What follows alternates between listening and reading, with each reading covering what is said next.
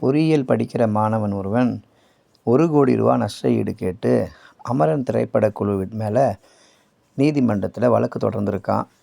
எதுக்காக அவன் ரூ. 1,00,00,000 நஷ்ட ஈடு கேட்டிருக்கான் அப்படிங்கிறது தான் இந்த பதிவு.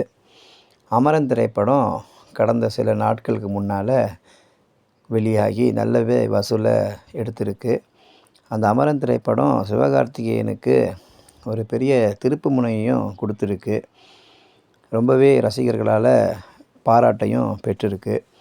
திரைப்படத்தை பார்த்துட்டு வெளியே வந்தவங்கலாம் ரொம்பவே கண்கலங்கி பேட்டி கொடுத்தது இதெல்லாம் நம்ம சமூக வலைதளங்களில் பார்த்தோம். இந்த திரைப்படம் சாய் பல்லவி அவங்களுக்கும் நல்ல ஒரு பெயரை எடுத்து கொடுத்துருக்கு. ரொம்பவே அவங்க அதில் நடிச்சிருக்காங்க அப்படின்ற பெயரும் பரவலாக ரசிகர்கள் மத்தியில் இருக்குது. இந்த திரைப்படத்தில் ஒரு காட்சி இடம்பெறுது. அந்த காட்சியில் சாய் பல்லவியுடைய ஃபோன் நம்பரை அதில் காமிக்கிறாங்க.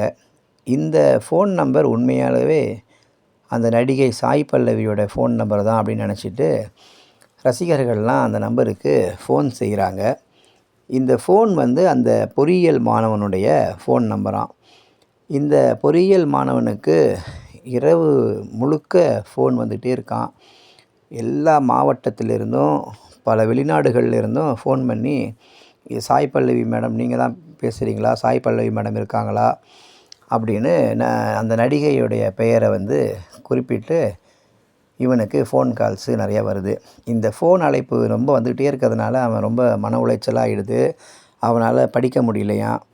எனக்கு இந்த ஃபோன் நம்பர் திரைப்படத்தில் காமிச்ச ஃபோன் நம்பரு என்னோடய ஃபோன் நம்பரு. இந்த ஃபோன் நம்பர் அவங்க காமிச்சதுனால எனக்கு அவ்வளோ ஃபோன் கால்ஸும் எனக்கு வருது. எனக்கு இதனால் ரொம்ப மன உளைச்சல் ஆகிடுச்சி.